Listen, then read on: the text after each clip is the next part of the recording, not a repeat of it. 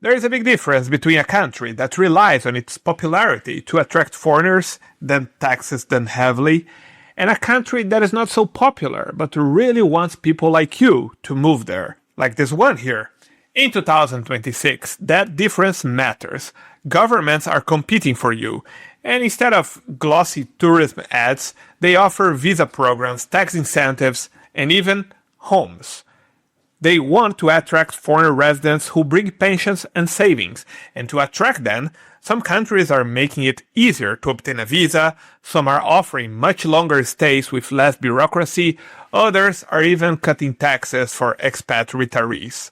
I spent weeks talking to experts, went through the law changes, the updated rules, and while some countries like Portugal recently have made it much harder for expats to retire there, others are going in the opposite direction, almost rolling out a red carpet for you. One of them is a place most retirees would never put on their short list.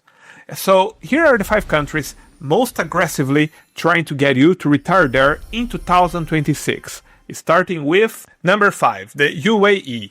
See, all the 5 countries I'll mention today made very recent positive changes for expat retirees. The curious thing is that the changes the UAE did are not on the same way the other 4 did. It doesn't need a special retiree tax rate because the system is built in your favor. There is generally no federal personal income tax on your wages, your pensions, your dividends, your interest, your personal investment income. That's just how the country works. And that is nothing new. For a long time, the UAE has adopted tax-free policies. What is new, however, is that they introduced a federal corporate tax system, and for the first time, natural persons conducting business activities came within the scope. And that worried some people. But the rules drew a critical line. Personal investment income and real estate investment income are explicitly excluded from what counts as business activity. So if you are a retiree living from your portfolio, your rental income, your dividends, you are not suddenly treated like a company. And the residency routes are easier too.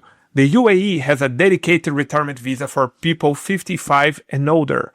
The federal requirements include property worth at least 1 million dirhams plus 1 million in savings, or an annual income of at least 180,000 dirhams, around $49,000. If you are applying through Dubai specifically, the income threshold is higher, 240,000 dirhams or $65,000. The permit lasts 5 years and can be renewed.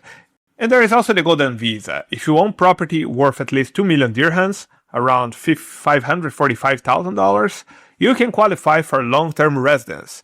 And Golden Visa holders get something the retirement visa does not give you.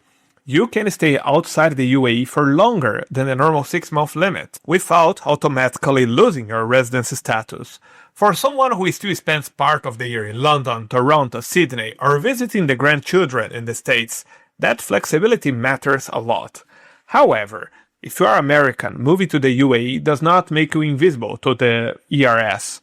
The United States taxes its citizens on worldwide income regardless of where they live. So even with the zero tax regime of the UAE, you still owe Uncle Sam.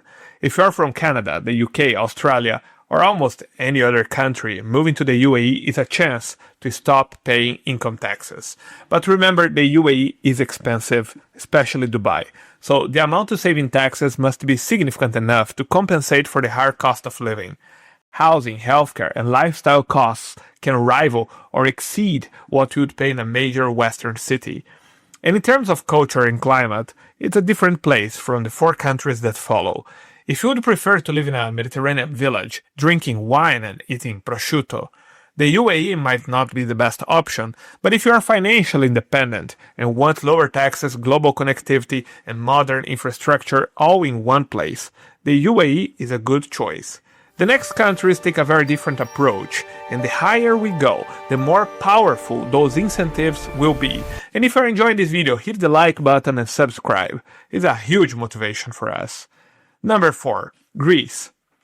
Greece has one of Europe's best retirement tax incentives. A qualifying foreign pensioner who transfers tax residence to Greece can be eligible for a lower income tax rate of just 7%, and that regime can last up to 15 years, far longer than most temporary tax deals anywhere in Europe. But that incentive is not new. What is new is that Greece did make the environment around it even better, like with the 2026 income tax reform when Greece lowered several tax rates. These are not expat-specific changes, but they do improve the overall tax environment for anyone living in Greece. After all, if your dentist pays lower taxes, there is a big chance your dental treatment will be cheaper. There is another angle worth knowing. Greece updated its property and inheritance laws. And inheritance laws are something really important for those who care about their families.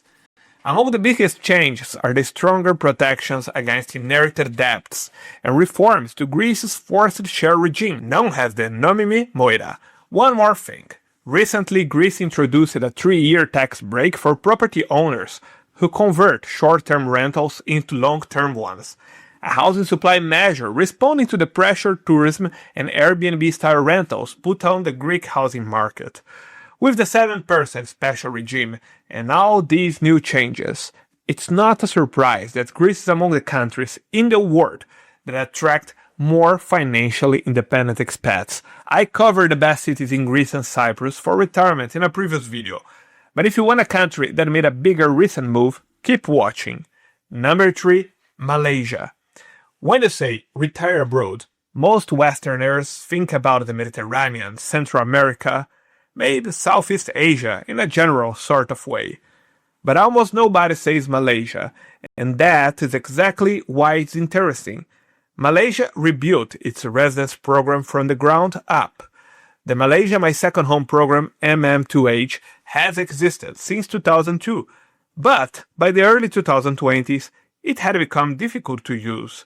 The 2024 overhaul changed that. The government created 4 new categories: Platinum, Gold, Silver, and a special economic zone route called SEZ-SFZ. For a typical retiree, the Silver category is the entry point. You need a fixed deposit of $150,000, a minimum property purchase of 600,000 ringgit, and you get a 5-year renewable residence permit.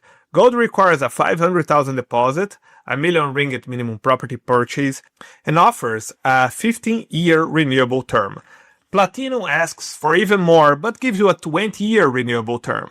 20 years of renewable residence is a very generous proposition when compared to chasing short-term visa renewals every year or two. But the route that might matter most for retirees over 50 is the SEZ-SFZ category. The deposit drops to $32,000 and gives you a 10-year residence permit renewable. And unlike the main categories, applicants 50 and older don't face the same 90-day annual stay requirement. That is attractive if one Malaysia has a base without the need to spend most of the year there. Now let's talk about, the part where Malaysia gets really interesting. Malaysia extended its exemption for quality foreign-sourced income earned by residents until 2036. That exemption covers dividends, interests, rents, and other foreign source income. For someone whose retirement is funded from outside Malaysia, that tax treatment can be very favorable. Malaysia is also convenient for other reasons. English is widely spoken. Kuala Lumpur has world-class hospitals and international restaurants. Penang offers a more relaxed island life at a lower cost, and you are within a short flight of Thailand, Indonesia, and Singapore. But the entry price is not among the lowest, $150,000 locked in a deposit plus property. And that's just the silver tier. For a retiree with modest savings, this program is out of reach.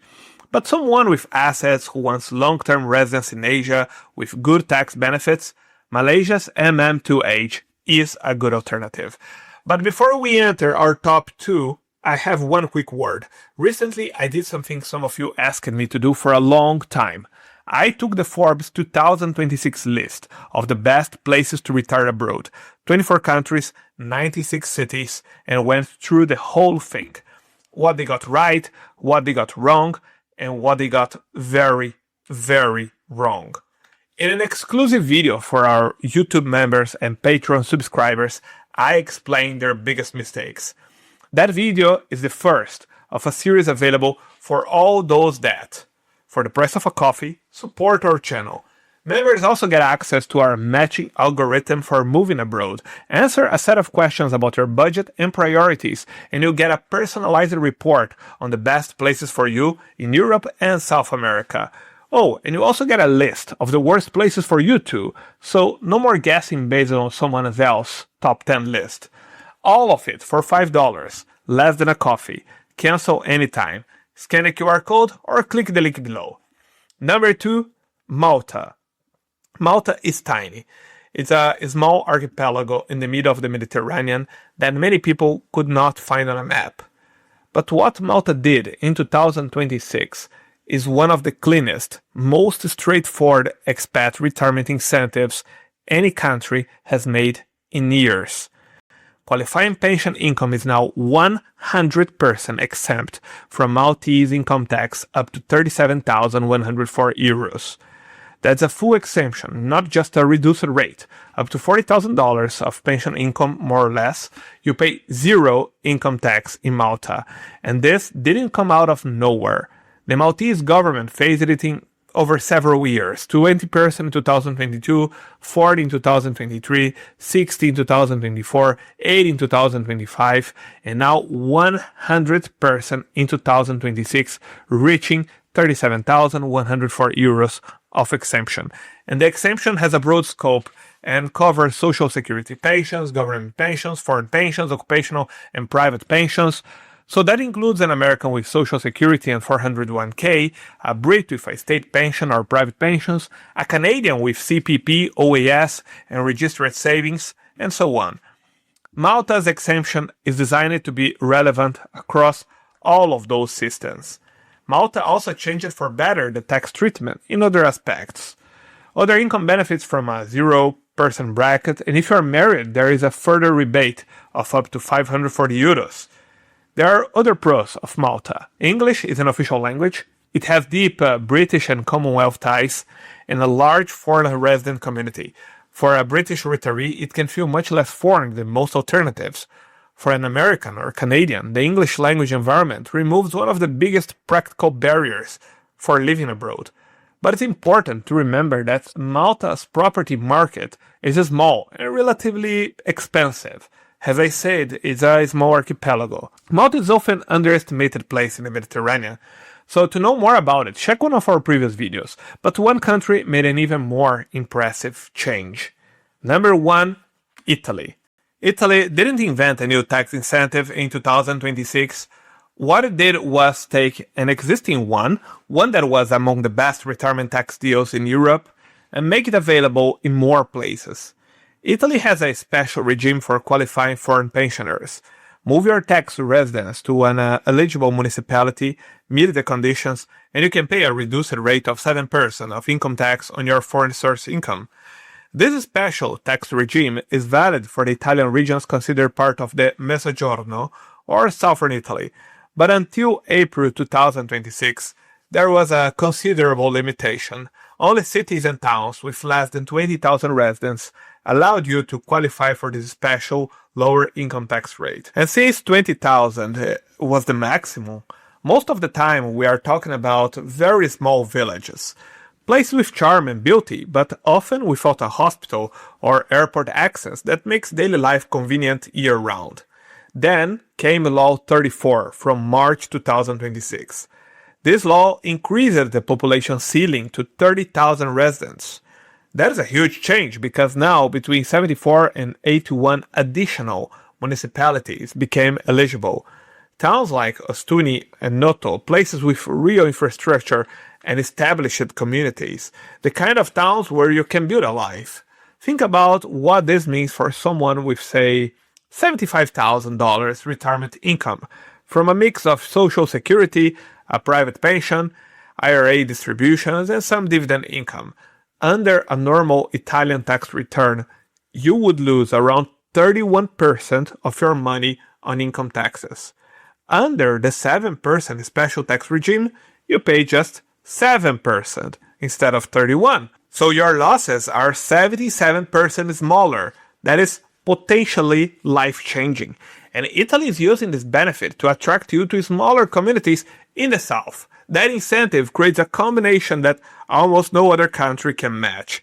A meaningful tax incentive paired with towns where the cost of living is well below northern Italy and well below most of Western Europe. And now, there are certain requirements, of course. You need to receive a qualifying foreign pension. You need to establish an Italian tax residence in a municipality in southern Italy with less than 30,000 residents.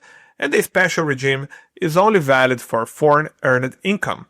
Said all that, if you qualify, Italy, together with Greece, gives you one of the most attractive tax incentives among all major European countries.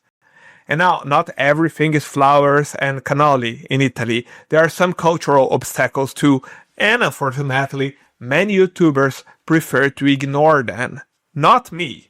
Click on this video to your left to discover what are those obstacles and join my Patreon for detailed reports of all the countries we covered, plus access to our algorithm that will help you discover what is the best country and city for you. Scan the QR code today.